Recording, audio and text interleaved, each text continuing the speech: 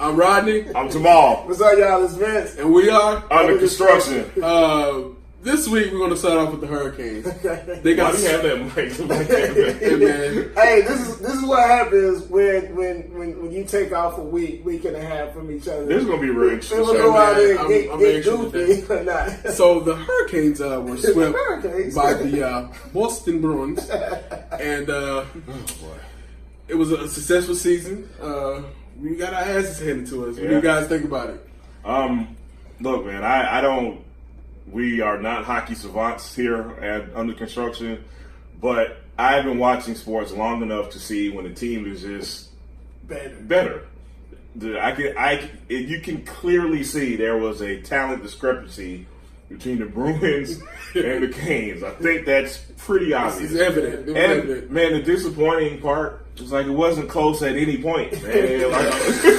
Okay, game was it 3? It was 2-1. Game 3 it was 2-1. So that was a pretty good game. Game 2 was terrible. Outside of game 3, man, it was just the bloodbath. It was a bloodbath. It was nothing to see here. It was karma. It was karma. It was basically the hockey guys saying, "Hey, it's not y'all's time. We let y'all have fun for a couple weeks. Now we got to snatch it back." Because literally just in the previous series, we spanked up on New York 4-0. We was beating those guys like 5-2, 5-1, and then we got the same thing. Yeah. And as I was watching game 2, I was like, damn, this is what it feels like. This is how New York feel right now. All of this was just like an interesting nugget. I was looking at the score summaries for the game. We were outscored 17-5 Saturday season. The whole series. Wow. That's just crazy. That's domination. That is not. I'm gonna tell you how sad it is. We didn't even open up the segment with what the. I was like, yeah, exactly. It's no use now. It was gonna be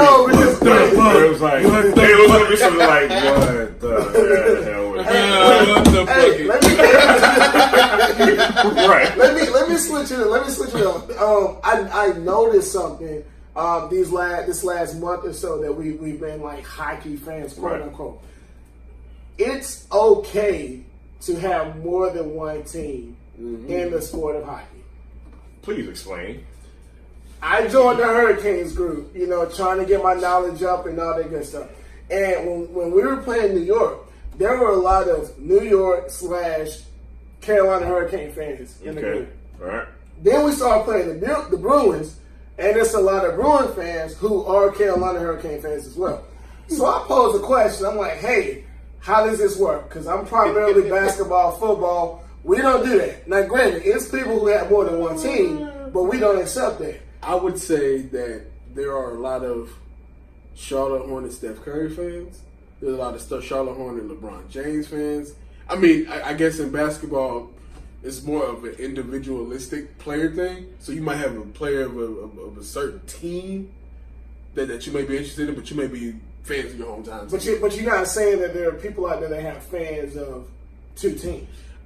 Not necessarily. No, it happens. Football, I would say, if you look at it, the reason why I would say that is because we're a transplant state. I'm not giving the credit to the transplant. And all of our franchises are fairly new. Think about this. You have a lot of Panther Redskins fans still. You got a lot of Panther Cowboys fans still. Okay, when I was younger, as far as the NFL goes, I didn't really have a football team. The closest team that I was to being a fan of was the Buffalo Bills. Because if you remember the early 90s, it was a fun team to watch. It really was. It was a fun team. Irvin Thomas, Jim Kelly. Don Beebe, Cornelius, all those guys. But when Carolina came to town, I was 100% Carolina. 100% Carolina. I wasn't. So I'm being real with you. I wasn't up until 4 you are now. You got better. Yeah, I'm better now. Something I noticed with the last something I noticed with the last Canes game, there were these obnoxious Boston people. They're like roaches. They show up everywhere. They show up in every little crevice of Carolina sports. And they were there in the stands at the Canes game, at the last game. Like, how convenient you came to a game where you knew you were going to win and close the series. But whatever. That's another story for another time, man.